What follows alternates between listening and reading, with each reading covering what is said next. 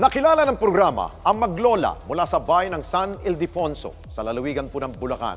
Tanging maglola na lamang ang magkasama sa bahay dahil may sariling pamilya na ang kanyang mga anak.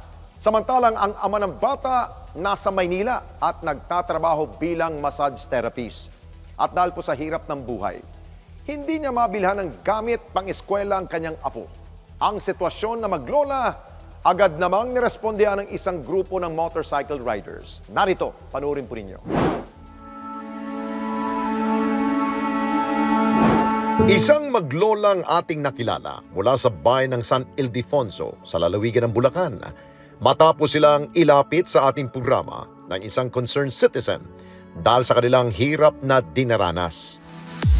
At para alamin ang totoong sitwasyon na maglola, sinadya namin ang kanilang lugar. At dahil hindi pa sementado ang mga daanan at malayo sila sa kabihasnan, ay naging pahirapan bago namin narating ang kanilang bahay. Ayon sa ilang residente na aming nakausap, dati palang quarrying site ang kanilang lugar.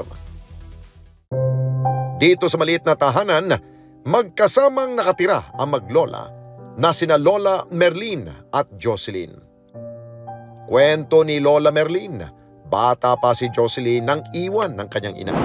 Nanay nila hindi na rin po iniintindi yung dalawang bata Tapos iniwan sa akin. Siguro mga edad ng isa 1 taon at 2 buwan po. Yung isa naman 2 taon. Sabi magtrabaho raw po siya sa sa mga muhan siguro.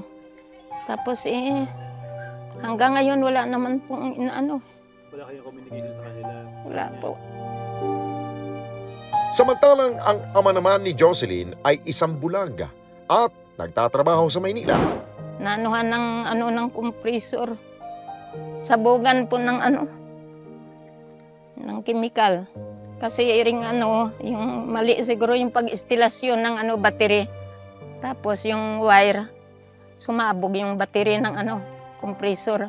Yung inaanubo sa lupa, itong mga mata niya, natalsikan ng chemical po.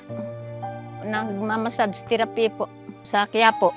Mangungupahan po sa sa Ricto. Nagano ng maliit na kwarto. Malaki po ba kita niyo? Maliit? Maliit po kung minsan mayroon customer, kung minsan naman dumaan ang bagyo, wala raw po Kung walang customer, wala rin pong kita. Ayan yung kanyang pinabubuhay. Kung minsan makapadala, 500, 700, ayan lang po. Kahirap pa rin. Ay ginaano ko lang po, naparti-parti ko sa pagkain sa pamasahe nila sa jeep. Bagamat may maliit na tindahan noon, nawala na rin ito mula na magkasakit ang kanyang asawa. Yung asawa ko nagkasakit, ay nagpapa-ospital. Tapos yung puhunan ko sa tindahan, na lahat, na bankrupt.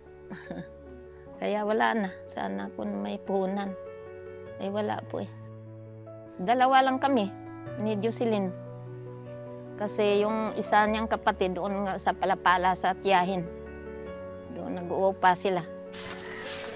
Siya nagwawalis dito sa paligid namin. Tapos kung minsan nagluluto-luto. May isip na po yun. Mag-11 years old na po sa February 18. Hindi naman kami takot. Mababait naman yung mga kapitbahay namin po.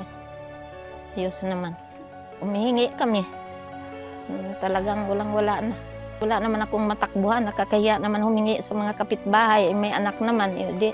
Doon na lang ako sa mga anak ko hingi kung mayroon. At dahil sa hirap ng buhay, napilitan si Lola Merlin na ipagkatiwalang kapatid ni Jocelyn sa isa niyang anak. Matanda na po ako. Minsan masakitin pa po ako. Hirap rin nga ng buhay namin.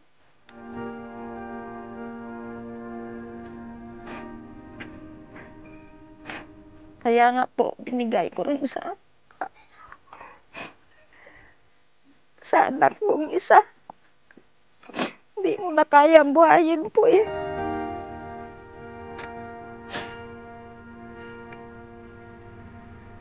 Nahirapan na po ako. At kahit gusto niyang bilhan ng mga bagong gamit pang eskwela ang apo, hindi niya magawa. Dala na rin ng kahirapan. Minsan binibilhan ko. Minsan binibilhan ng mga tiya niya. Ay binibigyan ng mga pinsan ng mga luma. Kung minsan sinilas lang po. Sinilas lang po siya. Kasi yung may pinsan niya nga nasa high school na po eh. Yung mga luma, pinaglumaan ng elementary, binigay niya kay Jocelyn. Alam naman niya lahat eh. Yung kahirapan. Kaya wala namang reklamo. Kung minsan may baon, minsan wala. Basta may baon ng kanin at saka ulam, itlog. Itlog yung inaano niya, ulam. Mamasahe po si Jocelyn. May jeep dito pag may umaga. Upahan po yun. Nag-uupa ng 15 pesos. Maghapon na po yun. Kung dalawa sila, 30. Malapit lang naman po yung school eh. Ngunit sa kabila ng kanilang kalagayan, nagsusumikap umano ang apo na mag-aral. Gusto mag-aral eh. Maskin mabagyo yan, sige, pasok. Basta makapasok lang siya. Walang absent yun. Ayaw mag-absent. Sabi ko mag-absent ka na lang kasi umuulan naman. Ayaw talaga mag-absent. Gusto niya nga mag-aral daw eh. Kukunin daw teacher. Amin ding nakausap si Jocelyn at tinanong namin siya kung bakit siya pumapasok kahit na bumabagyo. Masaya po dun sa school eh. Ano gusto mong, maging paglaki mo? Yung teacher ko. Bakit? Yung mga tinuturo po sa akin ni teacher. So gusto mong gayahin yung ganun? Sabi ni Lola ay mga luma ginagamit mong gamit. Puro luma. So kamusta naman yung mga madali pa siya nasisira?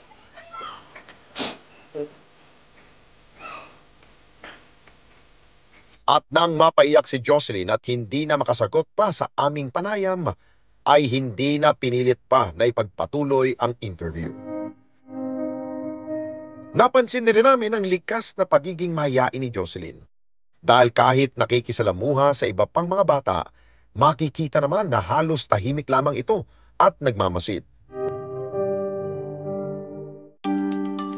Gayunpaman, isang sorpresa naman na naghihintay kina Lola Merlin at Jocelyn sa paaralang kanyang pinapasukan. Dahil ang grupo ng mga motorcycle riders na Naked Wolves Philippines agad na rumisponde sa mga pangangailangan ni Jocelyn sa kanyang pag-aaral. Dahil bit-bit na nila ang mga sapatos, uniform at bag para sa bata. Ito po yung bigay ng grupo namin, Naked Wolves Philippines. Para sa inyo po, sa anak niya. Salamat po. Munting tulong po ng Naked Wolves. Maraming salamat po. Nag-abot din sila ng tulong pinansyal sa mga ito.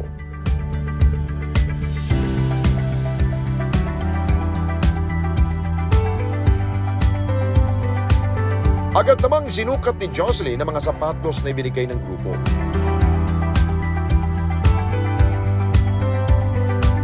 At pag-uwi sa bahay, muling sinukat ni Jocelyn ang natanggap niyang uniform at mga sapatos.